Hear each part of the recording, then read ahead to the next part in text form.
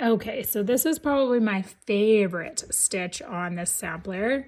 And it's a lazy daisy, which we're gonna create for first, and then we fill it with our little satin stitches. You are going to need to do these in a very specific order.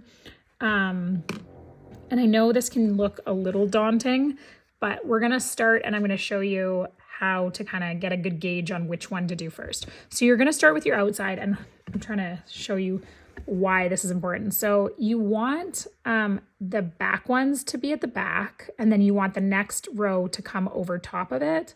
So it's important because we want to like layer them properly. So the outer layer, you'll see these little dots. That's where you're going to start and stop your lazy daisies. And then obviously this is where you're anchoring them at the top. So I don't want to make you watch too much to learn what we're doing, because the actual stitch isn't necessarily the complicated part. It's the which one to do first, which one to do second. So we're going to start, you go up, we're using 6 strands. So you're going up from one dot, down through the other dot, holding that little loop, so not closing it, coming up at the tip, and then pulling our little loop closed, and anchoring it. So that part isn't super complicated. We're gonna do all of the ones where you can see the dots around the back here. So I'm gonna show you that again. So you're coming up at the dot, you're holding that thread so that it doesn't close completely. You're not wanting to close your stitch. Just kind of leave it like a loop, and then come up at the tip of where the line with the dots is, and then up through, and then you're just pulling it this closed. And once you get like a nice tight, the tension is all gone, then you're going to stitch down on the other side of that stitch to close it. So we're going to go around, we're going to do all the ones where our little dots are.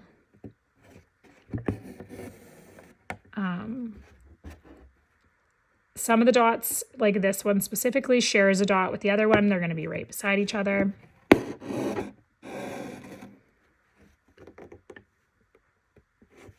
You're creating basically one back row in a circle around of lazy daisies.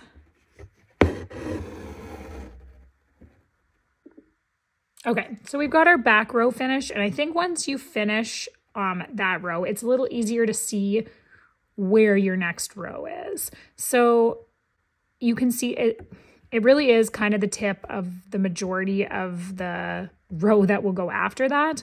But basically look for these tipped ones that are between it, and then come down and you'll find the edges. It's all pretty much the top of the, I think, pretty much every single one. So you're just coming and you're doing the exact same thing. You're going to come up at the top there. You're going to go down at the top of, the tip of the next one, through the loop, pulling it down. To create like a sharper point, you can pull it even tighter so that it creates a nice sharp tip. And then pulling down. So these ones, you're just look for, you'll know you're done when every single one is filled between each one.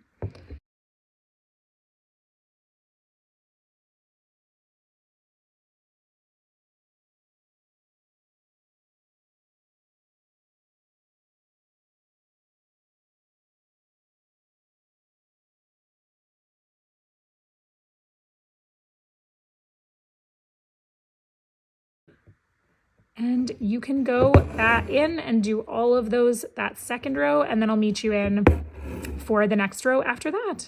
You're on to the next row. You can basically just see any of these ones on the outside are your next row. So just follow the line, wherever the line stops, that's kind of where you're gonna end. Over here, you'll see the dots for each one.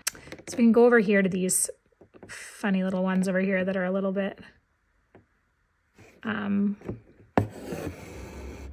on little angles. So we're gonna go down at the top and the bottom of the two sides of it, and then coming up like literally right where those two meet, we're gonna come up,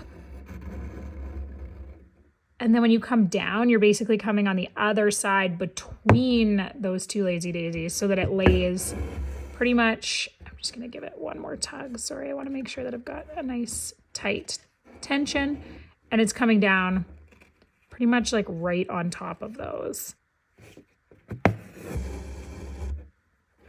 And then this one's going to cross over a little bit. The base. Coming up right there.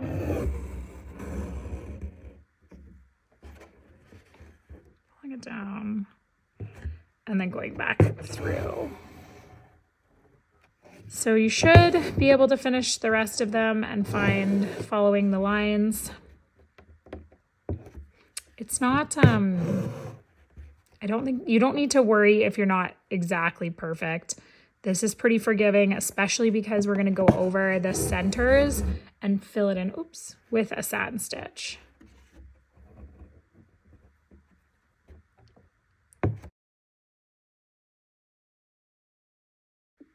Sorry, one more point that I wanted to mention is that as you're getting to this row, leaving them a little bit looser and fluffing them up, because the center of the flower is going to, you want to kind of have a thicker center to create a little bit more of a rounded shape.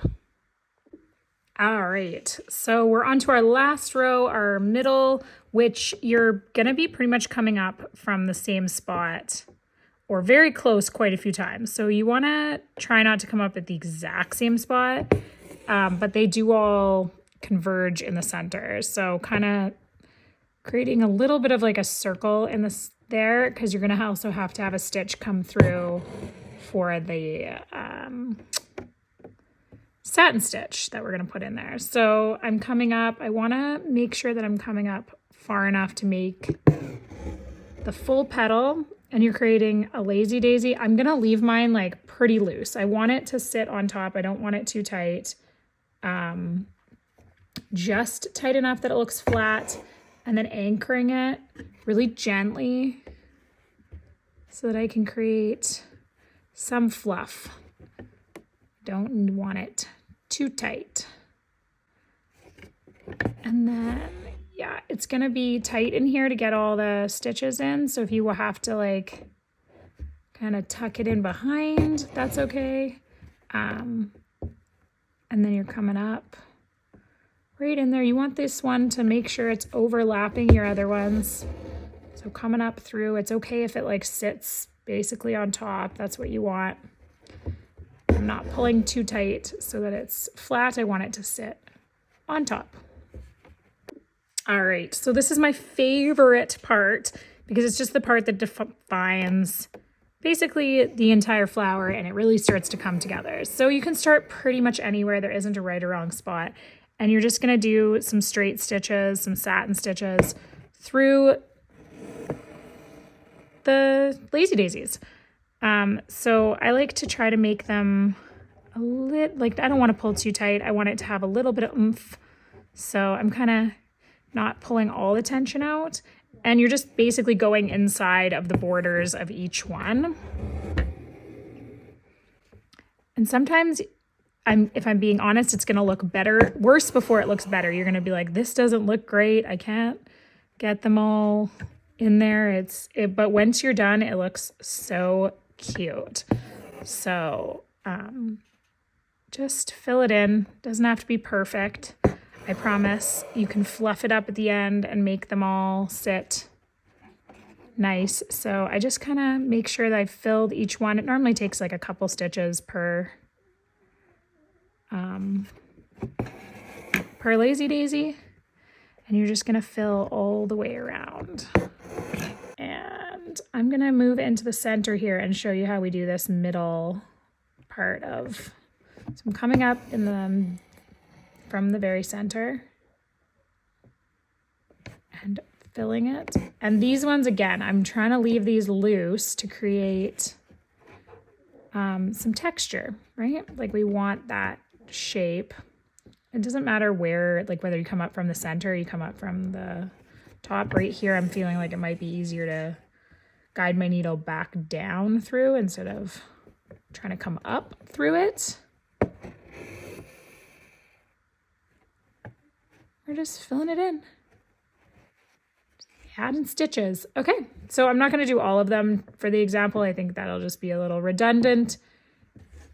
So once they're all filled in, it's going to look like this. And I know that in the process, like right now, it doesn't look like that yet, but it will. You'll get there. You'll see once you're there. So just keep going and you will get to this look. And yeah, using your needle to kind of fluff them up so that they're sticking out. But sometimes you just have to go through the process to get there, because I promise it looks rougher before it looks better.